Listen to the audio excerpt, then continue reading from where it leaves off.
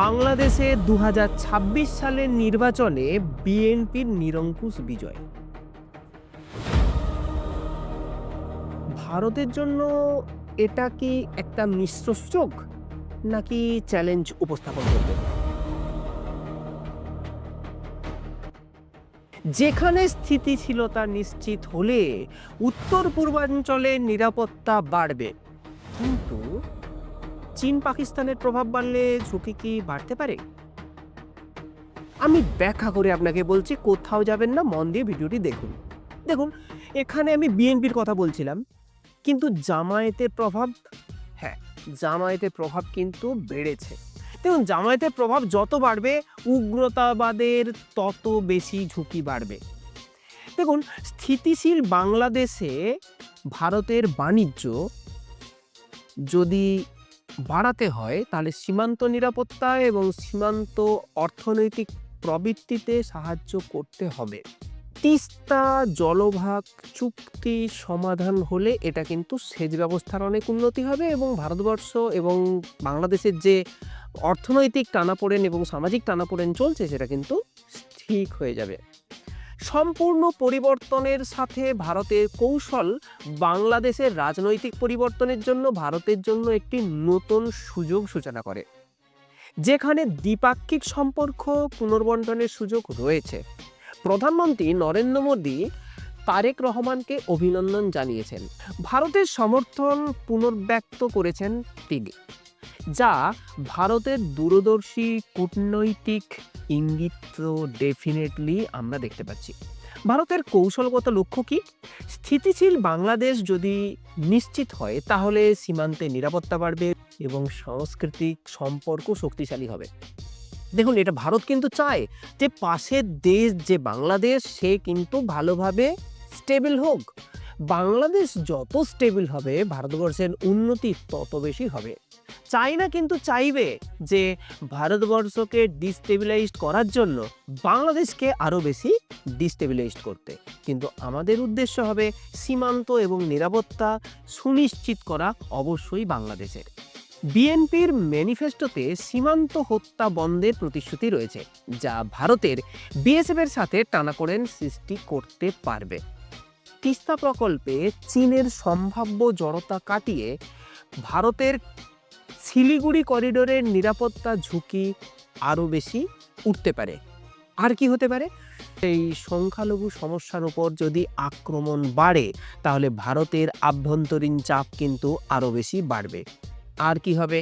CAA এর মাধ্যমে ভারত তো আশ্রয় প্রদান করবে, জনসংখ্যার উপর কিন্তু প্রভাব পড়তে পারে।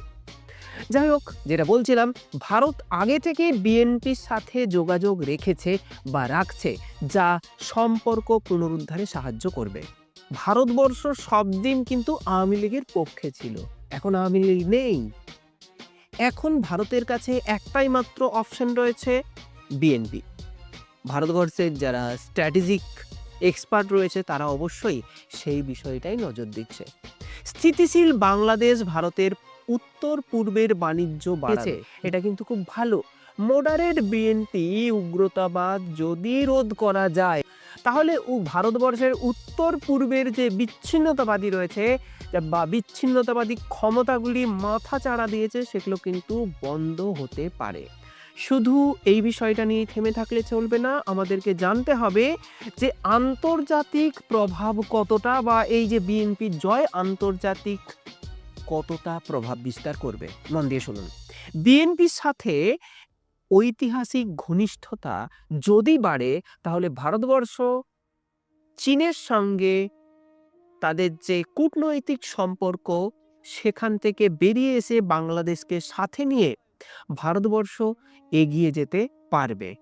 কিন্তু বাংলাদেশ কি চীনের সঙ্গে থাকবে নাকি ভারতের দিকে ঝুঁকবে? অতীত বলছে যে খালেদা জিয়া সরকার যখন ২০০০ থেকে ২০০১ থেকে ২০০৬ পর্যন্ত এসেছিল তখন কিন্তু ভারতের দিকে ঝুঁকে থাকেনি। এই জায়গায় দেখতে গেলে হয়তো মডারেট বিএনপি ভারতের দিকে ঝুঁকবে না। তারেক রহমানকে যদি আমরা দেখি তাহলে তারেক রহমান কিন্তু এখানকার নয়, তিনি কিন্তু পশ্চিমী ভাবধারায় বড় হয়েছেন। তাই সেই দিক দিয়ে দেখতে গেলে ভারতবর্ষ তো অবশ্যই মডারেট ফলো করে বা আধুনিকতা ফলো করে। সেখানে তারেক রহমান হয়তো হয়তো ভারতবর্ষের দিকে এবং চীনের দিকে দুই দিক ব্যালেন্স করে চলতে পারে। রহমান লন্ডনের অবস্থানের কারণে মার্কিন যুক্তরাষ্ট্রের অর্থনৈতিক সহযোগিতা আরও বেশি বাড়াতে চাইবে। এবার আসছি পাকিস্তানের কথায়। বন্দর ব্যবহার করে অস্ত্র ড্রাগ পাচারের ঝুঁকি কিন্তু রয়েছে। এই বিষয়ে কিন্তু ভারতবর্ষকে সতর্ক থাকতে হবে। বাংলাদেশের সংসদীয় কাঠামো কীরকম হতে পারে সে সম্পর্কে আসি। বাংলাদেশের আসন সংখ্যাটা যদি আমরা দেখি সেখানে দেখব যে ৩৫০টি টোটাল আসন রয়েছে। যেমন আমাদের ভারতবর্ষে ৫০০-র ওপরে যে আসন রয়েছে, এখানে ৩৫০টি রয়েছে। তার মধ্যে ৫০টি আসন কিন্তু মহিলাদের দ্বারা সংরক্ষিত।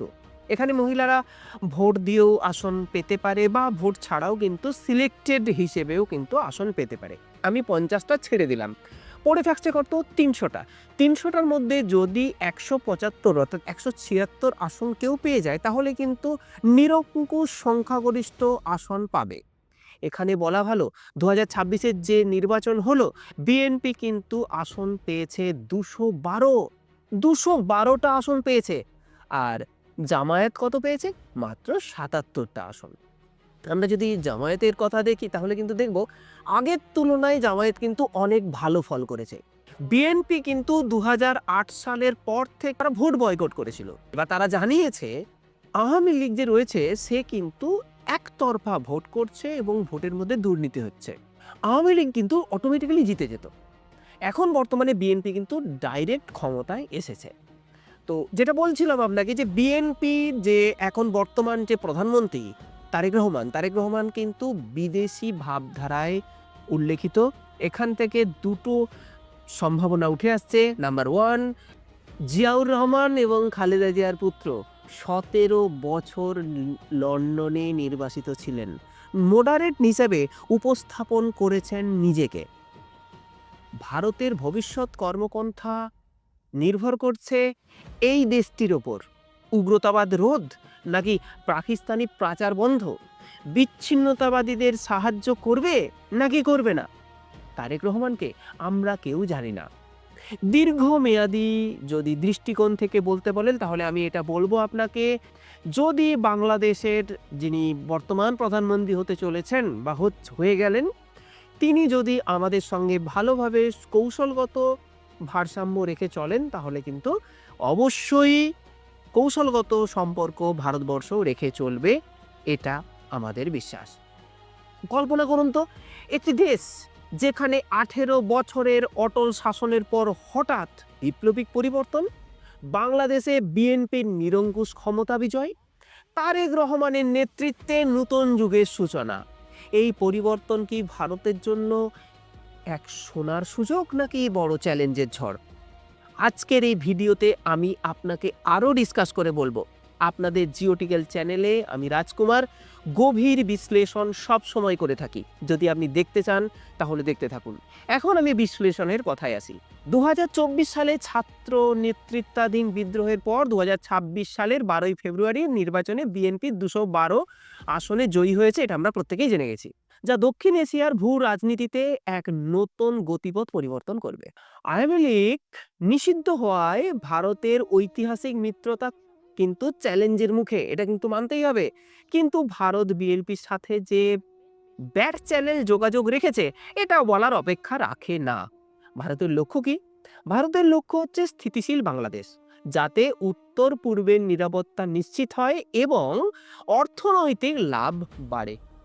এই রিপোর্টে আমরা বিস্তারিত বিশ্লেষণ করব এবং মনে রাখবো এই পরিবর্তন আমাদের সকলের জীবনে প্রভাব ফেলবে। আপনি কি প্রস্তুত? শেয়ার করুন, বন্ধুদের জানান যদি আপনার এই ভিডিওটি ভালো লাগে বা আমাদের ব্যাখ্যা আপনার ভালো লাগে। দেখুন, বাংলাদেশের জাতীয় সংসদে ৩৫০টি আসন, তার মধ্যে ৩০০টি সরাসরি নির্বাচিত হয় এবং ৫০টি মহিলা সংরক্ষিত। আমি আগেই বলেছি সরকার গঠন করতে গেলে ১৭৬টি আসন কিন্তু দরকার। ২০২৬-এর নির্বাচনে বিএনপি ২১২টি আসন পেয়েছে। যা 2/3 সংখ্যাগরিষ্ঠতা, এটা বলার অপেক্ষা রাখে না। ভারতের জন্য লাভ কি? দেখুন, স্থিতিশীল সরকার মানে সীমান্তে শান্তি আর বাণিজ্যে বৃদ্ধি। কিন্তু যদি অস্থিরতা হয়, তাহলে আমাদের উত্তর পূর্বে কিন্তু ঝুঁকি রয়েছে।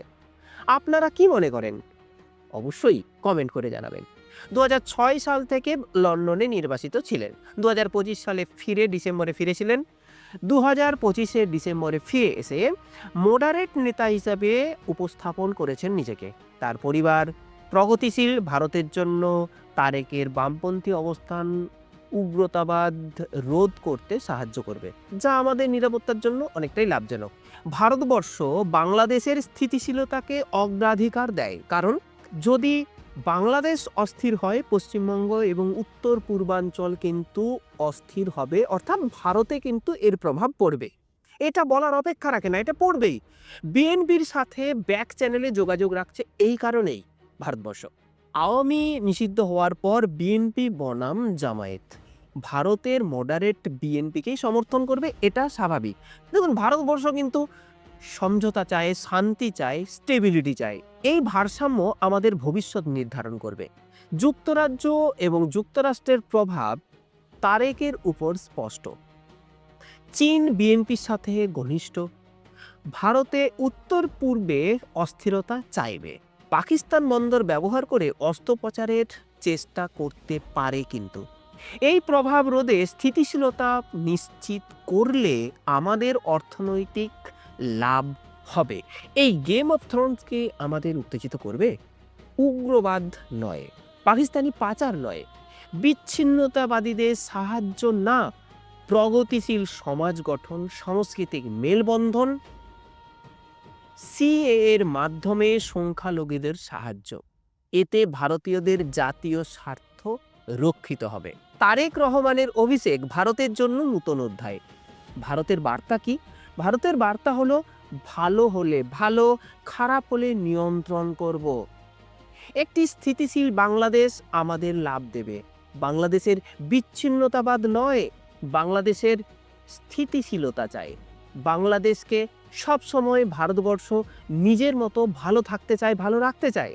কিন্তু বাংলাদেশ যদি ভালো থাকতে বা ভালো রাখতে না চায় নিজেদেরকে, ভারত কিন্তু তাদের ঠিকঠাক টাইমে ঠিকঠাক জবাব দিতে জানে। যদি আপনি এই কথার সাপোর্টার হন, তাহলে আমাদের লাইক করবেন, কমেন্ট করে জানাবেন আপনি কি ধরনের ভিডিও চাইবেন। আমি যা যা কথা বললাম সেটা সম্পূর্ণটাই আমার কথা নয়। আল জাজিরা, দ্য হিন্দু থেকে শুরু করে নিউ ইয়ার্স টাইম সমস্ত কিছুর লিঙ্ক আপনাকে আমি দিয়ে দিলাম, সাথে বিবিসির লিঙ্কও দিয়ে দিলাম। যদি আপনার মনে হয় আমার যে সমস্ত তথ্য আমি আপনাকে বললাম, তথ্য যাচাই করতে চান বা যাচাই করবেন, তাহলে অবশ্যই আমাদের ডেসক্রিপশনে আপনি দেখে নেবেন। আজ এই পর্যন্তই। এতক্ষণ রাজকুমার আমি আপনার সঙ্গে ছিলাম, সঙ্গে ছিল জিওটিক্যাল। আজ এই পর্যন্তই। এতক্ষণ সময় দিয়ে ভিডিওটি দেখার জন্য অসংখ্য ধন্যবাদ। জয় হিন্দ, বন্দে মাতরম।